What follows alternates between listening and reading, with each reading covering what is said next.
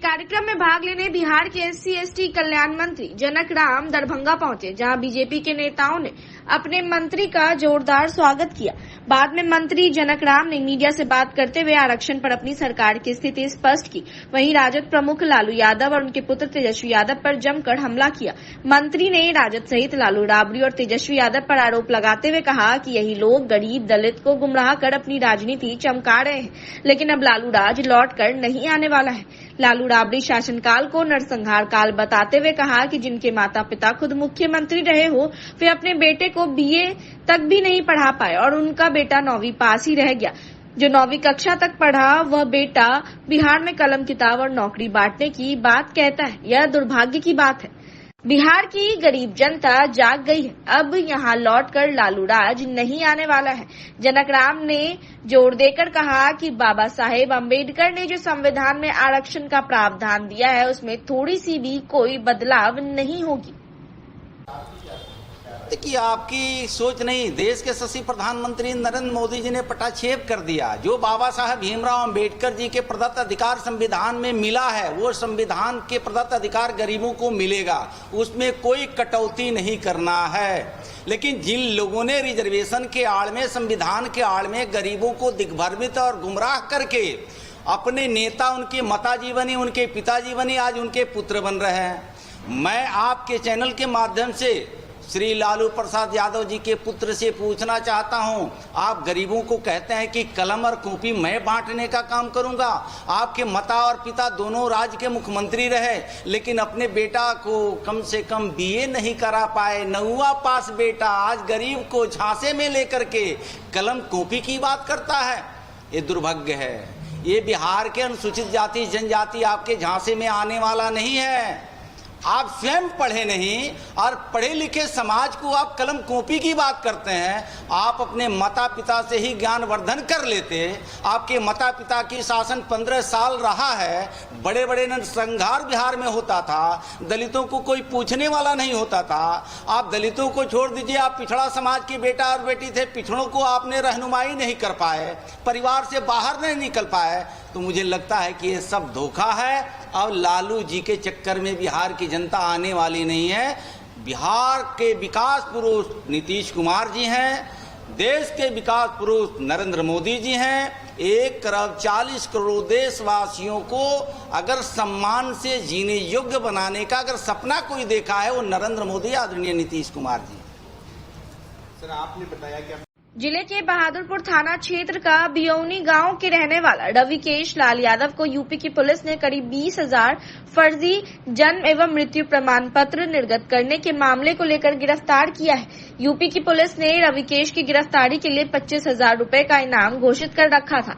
रविकेश 6 महीने पहले पुत्र की छठी में वह अपने घर आया था। अचानक यूपी पुलिस ने उसकी गिरफ्तारी की सूचना दी है। उसकी गिरफ्तारी की सूचना मिलने से पत्नी सहित पूरा परिवार सकते में पड़ा है। दरअसल 25 अगस्त को उत्तर प्रदेश के रायबरेली में फर्जी जन्म और मृत्यु प्रमाण पत्र बनाने के आरोप में पुलिस ने रविकेश को गिरफ्तार किया था। पुलिस ने उसे इस मामले का मास्टरमाइंड बताया है। जानकारी के अनुसार रविकेश ने रायबरेली में वीडियो की ID से 19,184 फर्जी जन्म और मृत्यु प्रमाण पत्र बनाकर लोगों को दे चुका था। तब जाकर जिला प्रशासन की नींद खुली तो उसकी गिरफ्तारी हुई है, जिसके बाद परिजनों को रविकेश के संबंध में पता चला। सूचना के बाद से रविकेश की मां और पिता का रो कर बुरा हाल है। उसे विश्वास ही नहीं हो रहा कि उसका बेटा गिरफ्तार है। वहीं परिवार के लोग रविकेश को निर्दोष बता रहे हैं। वहीं रविकेश की मां की माने तो उन्हें कुछ नहीं पता था, न ही कुछ उन्हें बताया गया था कि वह क्या करता है क्या नहीं। आगे वो रोते हुए बताती हैं कि घर की स्थिति बहुत खराब है, मैं समझ ही नहीं पा रही हूँ कि उसने क्या किया है। वह हर महीने घर का खर्च भी भेजा करता था। वहीं रविकेश के पिता दिलीप लाल देव की माने तो रविकेश की गिरफ्तारी फर्जी जन्म मृत्यु प्रमाण पत्र बनाने में की गई है, जबकि मेरा लड़का यह सब करता ही नहीं था, वह निर्दोष है। वो किसी कंपनी में काम करता था जो अच्छा खासा पैसा देता था। उसको औरंगाबाद के सोने लाल और मोतिहारी के राजू के साथ दोस्ती थी और बातचीत होती थी। वो लोग कभी दिल्ली और कभी मोतिहारी बुलाते थे। वहीं उन्होंने कहा कि मेरे बेटे ने सोने लाल की मदद भी की थी जब उनका पैर टूट गया था। कर्ज के रूप में मेरे बेटे ने 10,000 रुपए दिए थे, अभी तक वो वापस भी नहीं किया है। विगत 24 तारीख को वह दिल्ली के लिए निकला था। थर्ड एसी के 18 नंबर सीट पर बैठकर हम लोग खुद आए थे। उसकी कैसे गिरफ्तारी हुई समझ में नहीं आ रहा। आज तक वह यूपी गया ही नहीं, उसे फंसाया गया है। वहीं उन्होंने बताया कि रविकेश को उन्होंने अपनी जमीन बेचकर MBA की पढ़ाई दिल्ली में रखकर करवाई थी। नहीं, सब कुछ नहीं पता। हमारा लड़का दिल्ली में पढ़ रहे थे। तो कुछ बताते थे पहले कि क्या करते हैं नहीं हमरा करते? नहीं कुछ बतबैत रहे छले। कहते रहे तू कथी बेची करी, हम नहीं कुछ बतबैत रहे। अभी घर में क्या माहौल चल रहा है? उसकी गिरफ्तारी हो गई है, कैसा आप लोग को? बात की को बड़ दिक्कत अखनी भ रहल छै, जानबे नहीं करे छी की करे छै। आप माता हुई रविकेश का? फर्जी जन्म प्रमाण पत्र बनाने के आरोप में किया गया है, जबकि हमारा लड़का ये सब काम करता ही नहीं था कभी। वो कोई कंपनी का कर रहे थे, जो कंपनी हमको इंग्लिश याद नहीं है, उतना हम लोग इंग्लिश नहीं जानते हैं।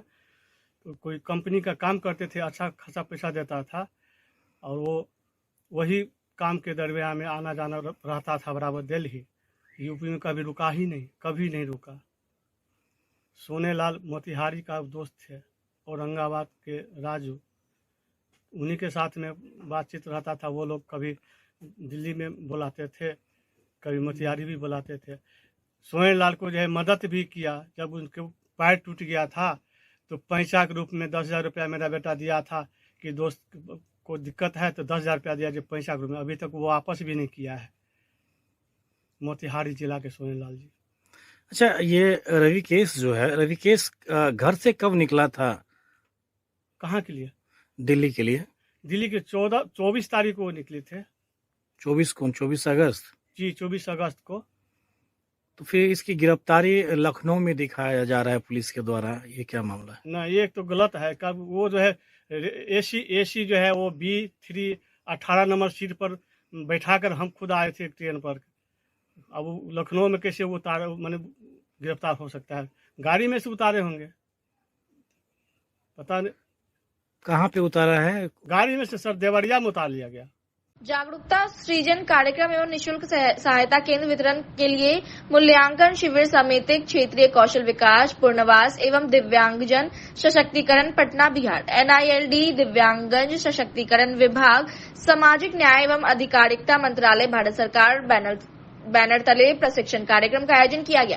बहादुरपुर बुनियाद केंद्र बहादुरपुर दरभंगा में शनिवार को मालूम रहे कि प्रधानमंत्री के द्वारा जो योजना से वंचित है उनको लेकर विकलांगों के द्वारा आज सुझाव प्रशिक्षण दिया गया। बुनियाद केंद्र पर जो भी लोग इस योजना से वंचित हैं उन लोगों को प्रशिक्षण और सुझाव देकर इसका लाभ उठाने के लिए कहा गया है। बुनियाद केंद्र बहादुरपुर ऑफिस में यह प्रशिक्षण दिया गया। वहां दिव्यांगों को सुझाव प्रशिक्षण के साथ लाभ उठाने को भी कहा गया। इस मौके पर अच्छी संख्या में लोगों की मौजूदगी देखने को मिली।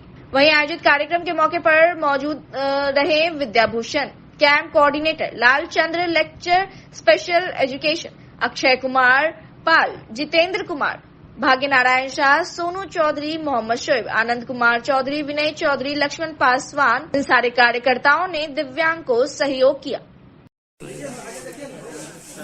जैसा कि आप पीछे बैनर देख रहे हैं, समाज ये है आपका समेकित क्षेत्रीय कौशल विकास पुनर्वास एवं दिव्यांगजन सशक्तिकरण केंद्र। ये भारत सरकार की एक संस्था है जो इसका ये पटना में स्थित है। इस संस्था के द्वारा समाज कल्याण के लिए और दिव्यांग लोग के पुनर्वास के लिए बहुत सारे स्कीम को भी चलाया जाता है। तो उसमें है, पहला है कौशल विकास। कौशल विकास के द्वारा दिव्यांगों का प्रशिक्षण, कौशल प्रशिक्षण किया जाता है। इसके अलावा पुनर्वास सेवाएं में physiotherapy, occupational therapy, speech and hearing, clinical psychology, special education, ये सारा सुविधा एक ही छत के नीचे CRC पटना में उपलब्ध है। और तीसरा जो इसका जो कड़ी है वो है एम्पावरमेंट।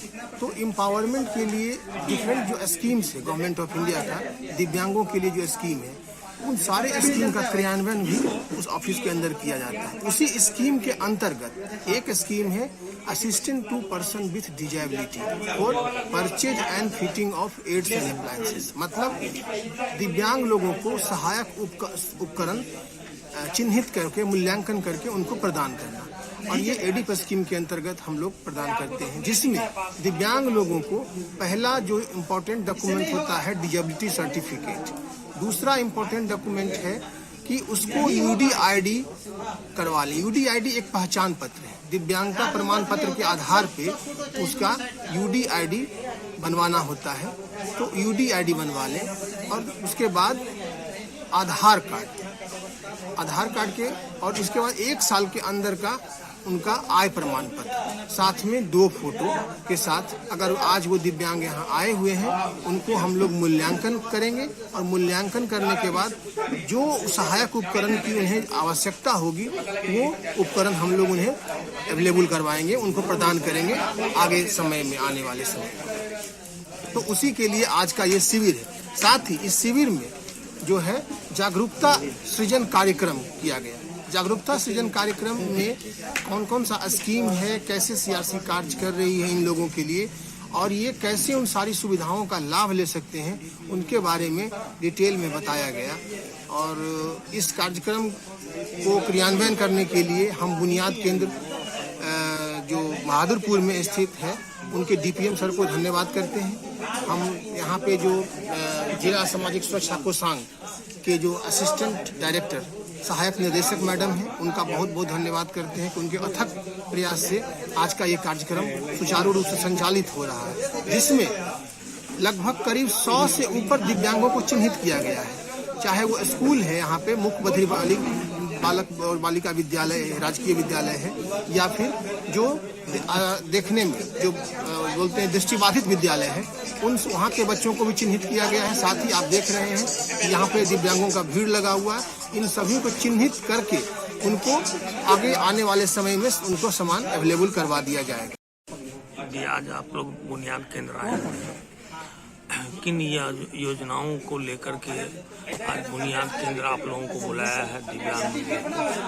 आज बुनियाद केंद्र में 1 दिवसीय परीक्षण शिविर है दिव्यांगों के लिए, जिसके माध्यम से अगर दिव्यांग व्यक्तियों को किसी तरह की असुविधा होती है तो सहायक उपकरण परीक्षण कर आफ्टर 10 दिन के बाद ये वितरण करने का योजना है। ये प्रोग्राम भारत सरकार के द्वारा प्रत्येक स्टेट के द्वारा संचालित किया गया। प्रत्येक जिला अनुमंडल लेवल पे ये चलाना है, लेकिन आज के डेट में प्रत्येक जिला में 1 दिवसीय कार्यक्रम है।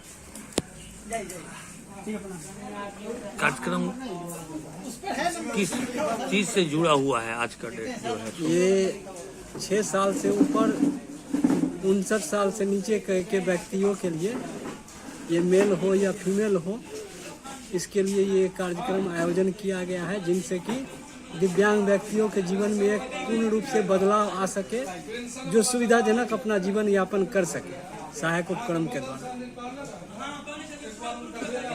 क्या आपका परिचय हुआ?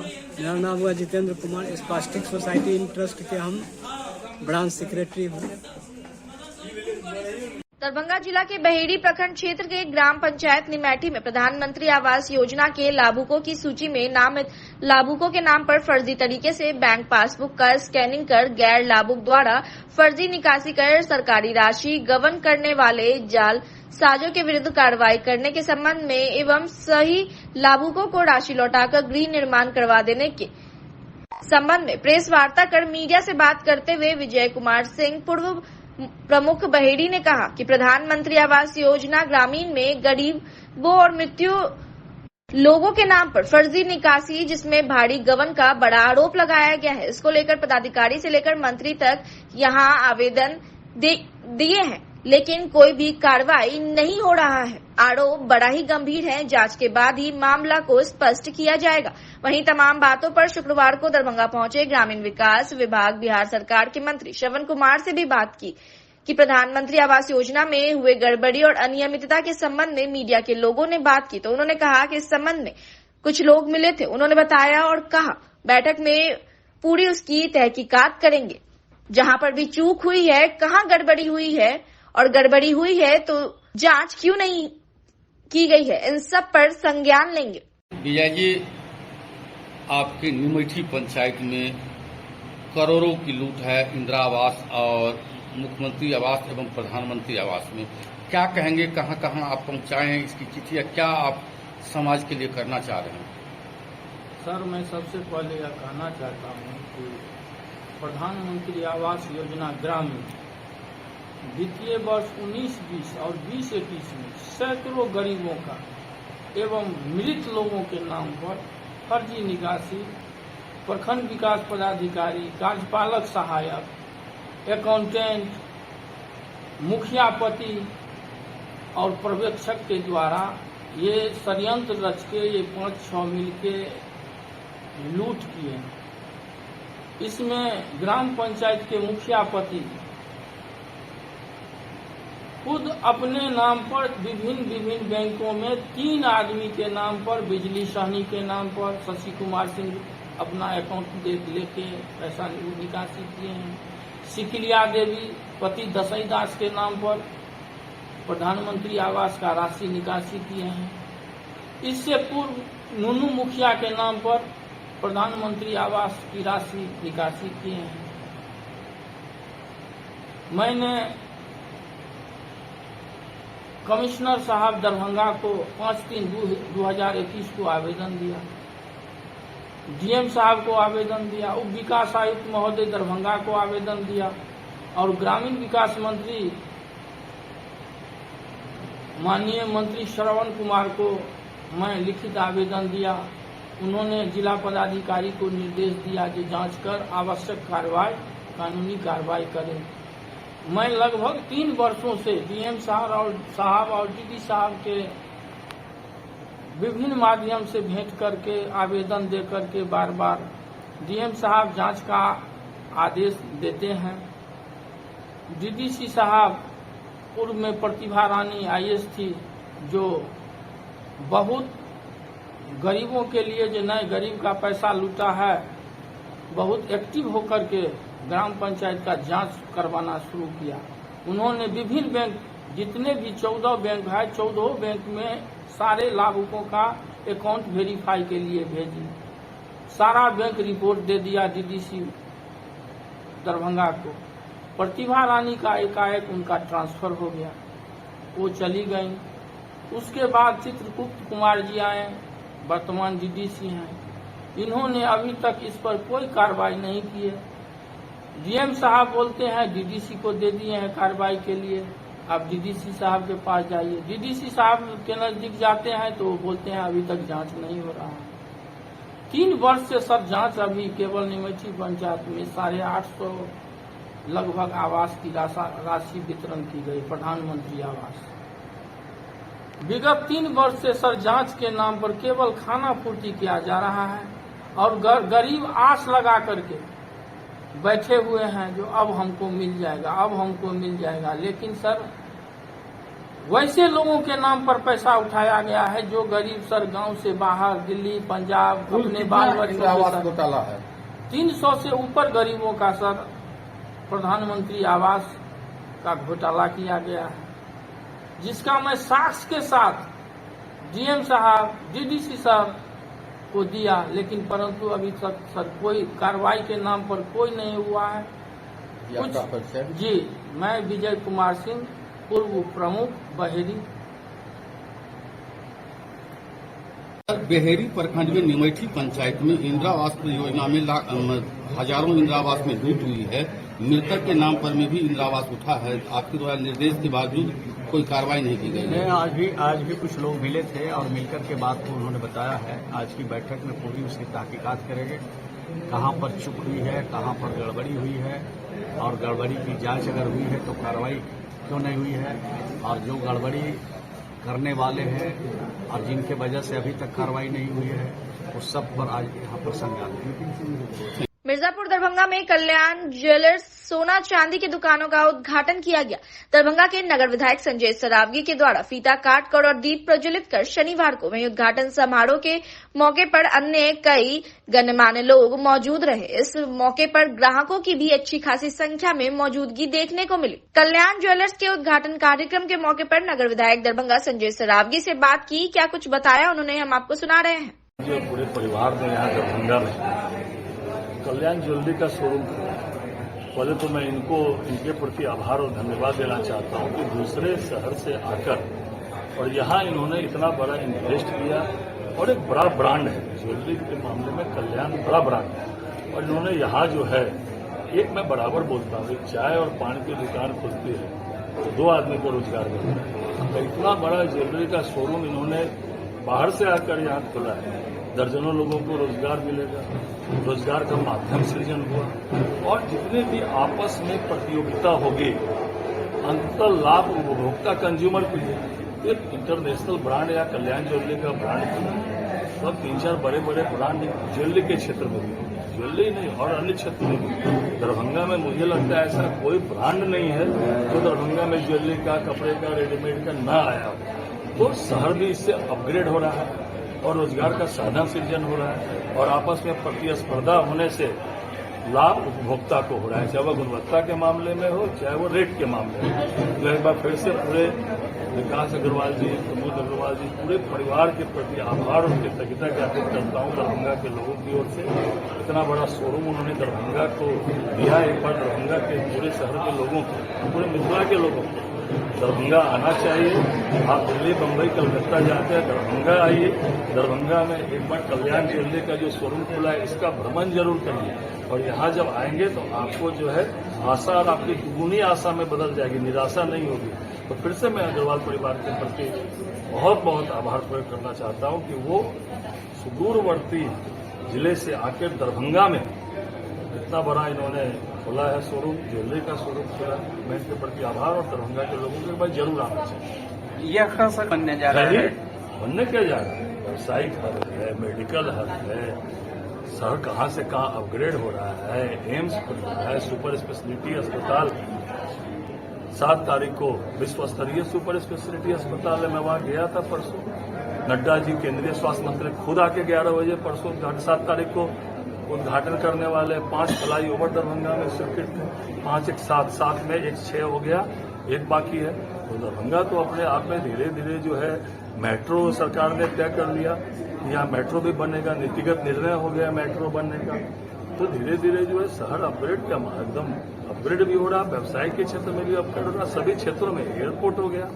विश्व के से कहीं लोग जो है आज बेंगलोर, दिल्ली, मुंबई, हैदराबाद से 2 घंटे में पहुंच सकते हैं या पहुंच रहे हैं। लोग जो 3 दिन लग जाता था जाने आने में, यहाँ से पटना जाने में जाम की स्थिति रहती थी तो बहुत टाइम लगता था।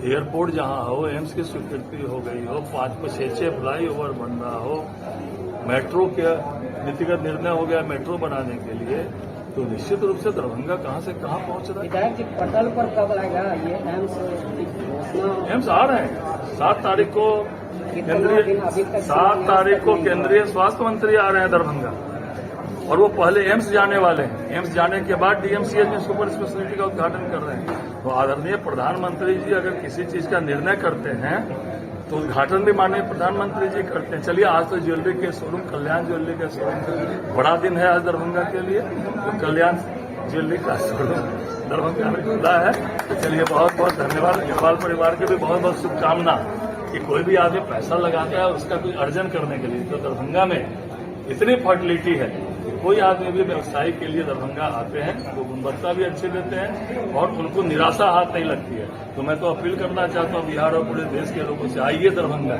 आइए मिथिला और अपना जो है व्यवसायिक प्रतिष्ठान यहाँ खोलिए।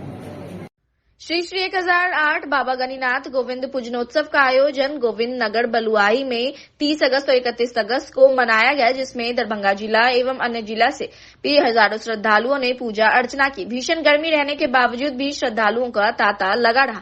सभी श्रद्धालु गर्मी के बावजूद कतार में लगकर बाबा के दरबार में 14 देव और देवी की पूजा अर्चना की। इस अवसर पर पूजा समिति के संरक्षण डॉक्टर श्यामचंद्र गुप्त प्रधानाचार्य ने कहा कि इस वर्ष पूर्व वर्ष से अधिक श्रद्धालुओं द्वारा बाबा की पूजा अर्चना की गई है। डॉक्टर गुप्त ने आगे कहा कि बाबा की कृपा दूर दूर तक के लोगों पर रही है और यही कारण है कि इस वर्ष श्रद्धालुओं की लगभग 25 से 30 हजार लोगों की भीड़ रही। उन्होंने आगे बताया कि बाबा के दरबार में पास के जगहों से जैसे बहेड़ी, सकरी, बेनीपुर, बिरौल, कुशेश्वर स्थान, जाले, केवटी, दरभंगा सदर और नगर से श्रद्धालु दर्शन करने पधारे और बाबा का आशीर्वाद प्राप्त किया। आज के दिन श्रद्धालुगण परिवार, समाज एवं राष्ट्र के कल्याण के लिए आराधना करते हैं, जिससे सामाजिक समरसता कायम होती है। इस वर्ष स्थापना का 7वां वर्ष है।